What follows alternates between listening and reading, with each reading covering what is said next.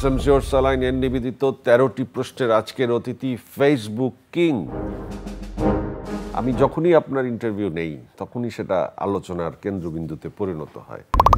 আপনি বুঝেন যে প্রতিবার আমার সাথে কথা বললে আপনি একটা কন্ট্রোভার্সিতে জড়ান, তারপর আপনি আমার সাথে কেন আসেন? আমার 99% লোক বলে যে জয়ের শোয়ে যাবেন না, যারা শুভাকাঙ্ক্ষী।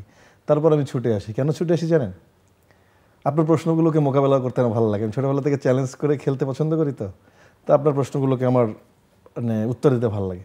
রিসেন্টলি কাজগুলো, সোশ্যাল মিডিয়াতে আপনার বক্তব্য, সব কিছুর ভিতরেই একটা পরিবর্তন চলে এসছে, দিন পাল্টে গেছে। দিন পাল্টানোর সাথে সাথে মানসিকতা কি পাল্টেছে আপনার? আপনি এখন কি বিশ্বাস করেন? আপনার এখন দর্শনটা কি? দর্শন হচ্ছে, যারা ফেসবুকে নিয়মিত থাকে তাদেরকে আপনি যা দেখাবেন তাই দেখে, তাদের মত চেঞ্জ হতে সময় লাগে না।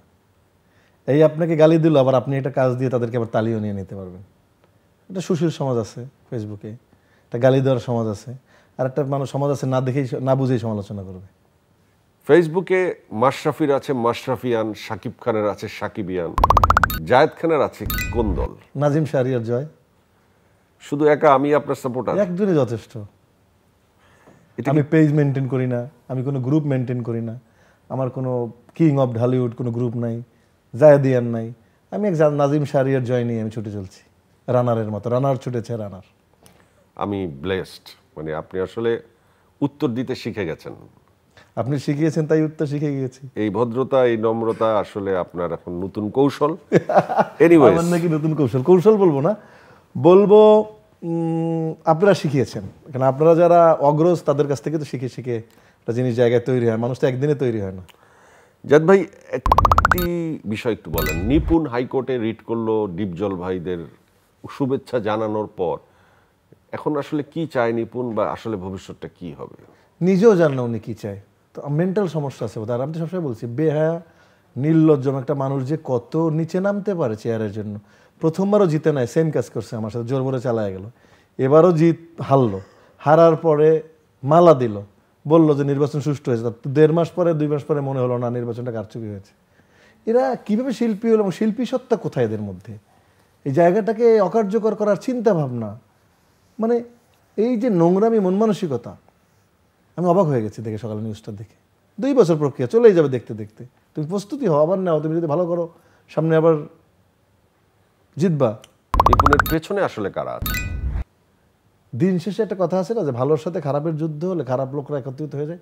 খারাপ লোকগুলো এই পিছনে আছে, এটার পিছনে কাজ করতেছে। ওই যার কথা বলছিলাম, মোহাম্মদ হোসেন, তার কাজই হচ্ছে এফডিসিতে কোনো ভালো কিছু দেখলে সেটাকে বন্ধ করা। মোহাম্মদ হোসেন মানে চলচ্চিত্র পরিচালক মোহাম্মদ হোসেন, পরিচালক প্রযোজক সোনি সিনেমা হলের যিনি কর্ণধার। উনি কেন নিপুণকে এই অন্ধ সাপোর্ট দেবে?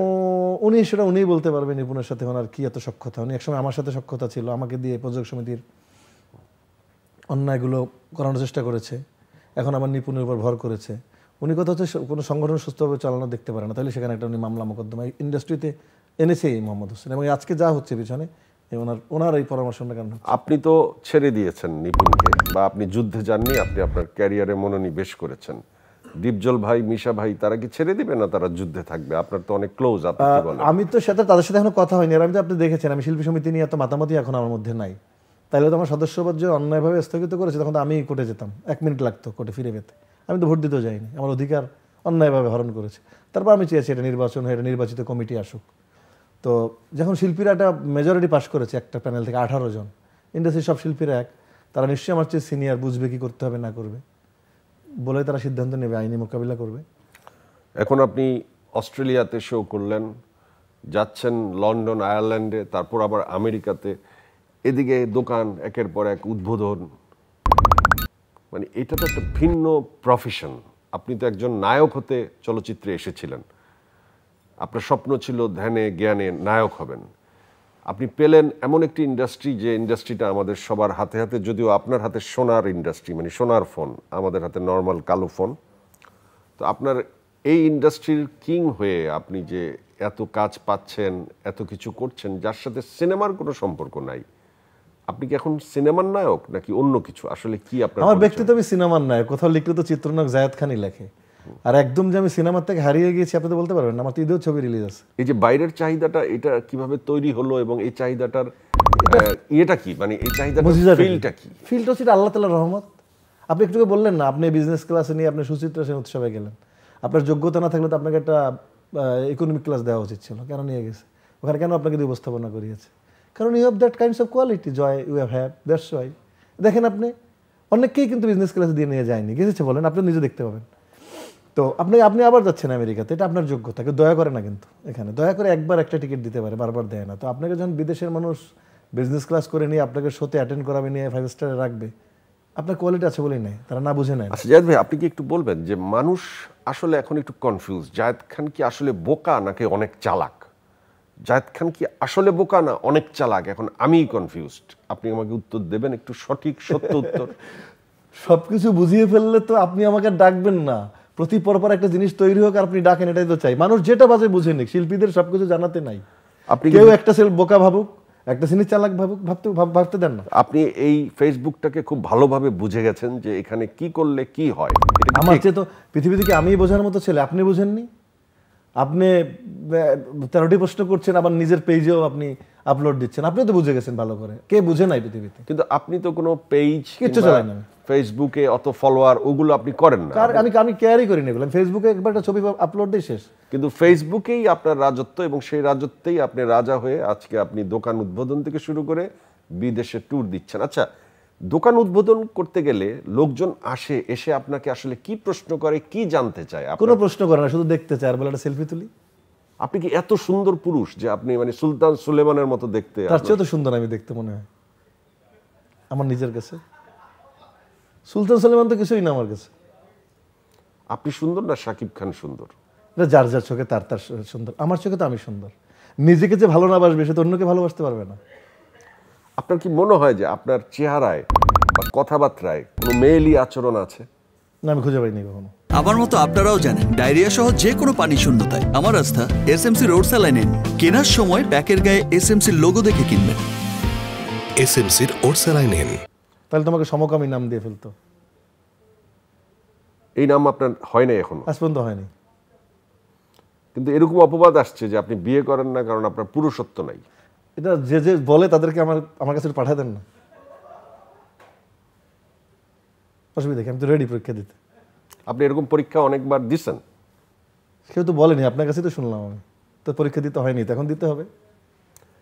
এই বিয়ে না করার ফর্মুলাটা, এটা কি ফর্মুলা? মানে একটা লোকের জৈবিক চাহিদাও তো আছে, কিংবা একটা মানুষের তো বিয়ের প্রয়োজন আছে। আর আপনি তো একেবারে 16-18 বছরের ছেলে না। আমি কি পৃথিবীতে প্রথম পুরুষ যে বিয়ে করছি না? এমন আমার মতো তো অনেকেই আছে, না আছে কিনা?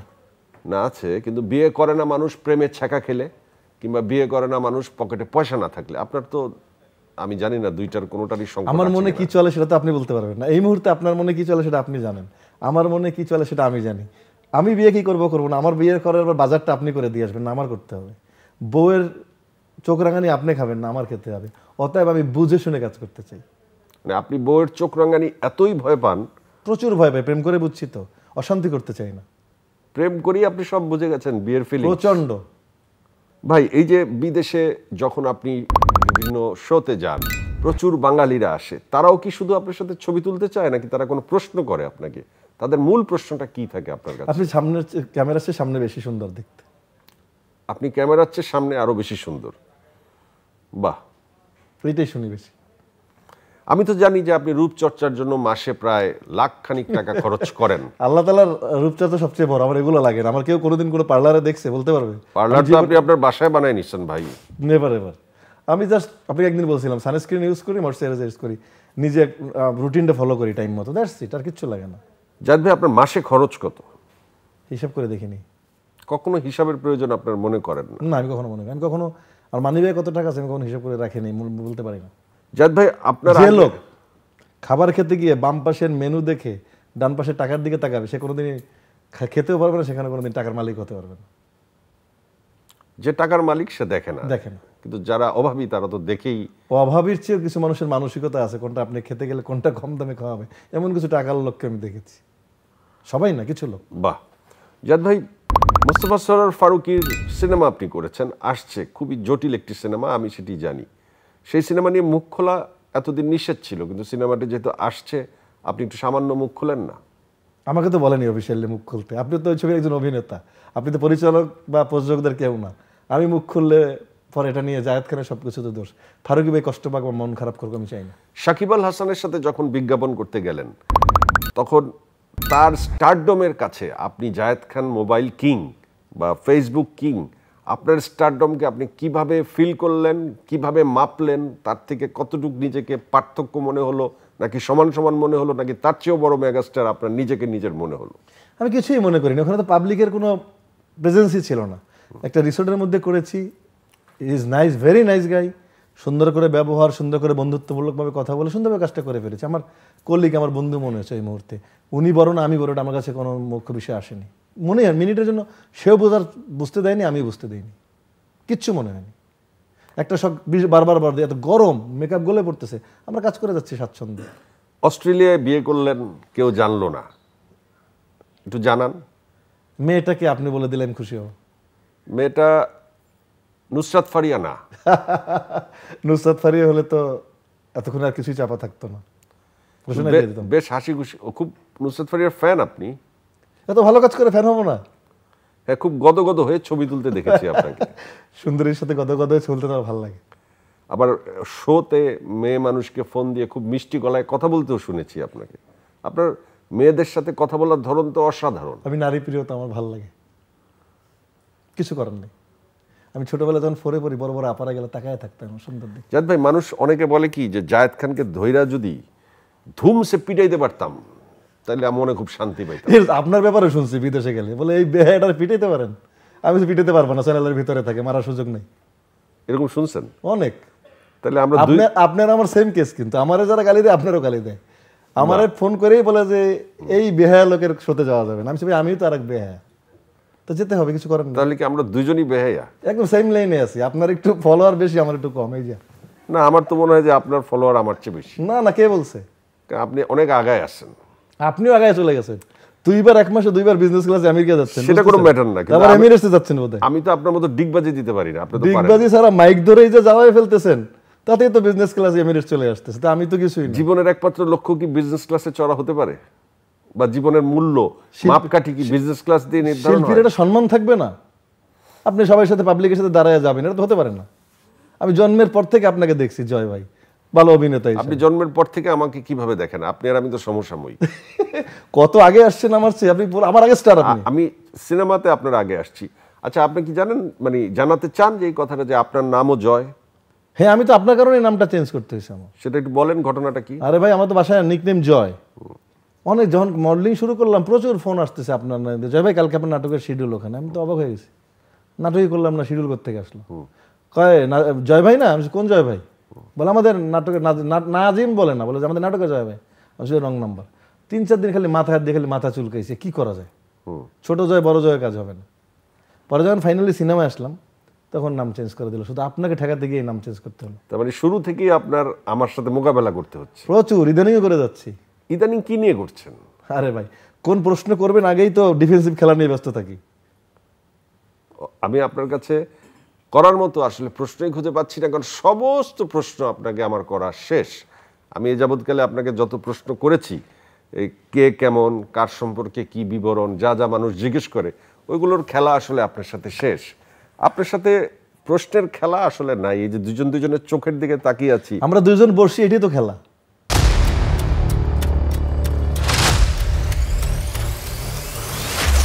আমার মতো আপনারাও জানেন ডায়রিয়া সহ যে কোনো পানি শূন্যতায় আমার আস্থা এসএমসি রোড স্যালাইন।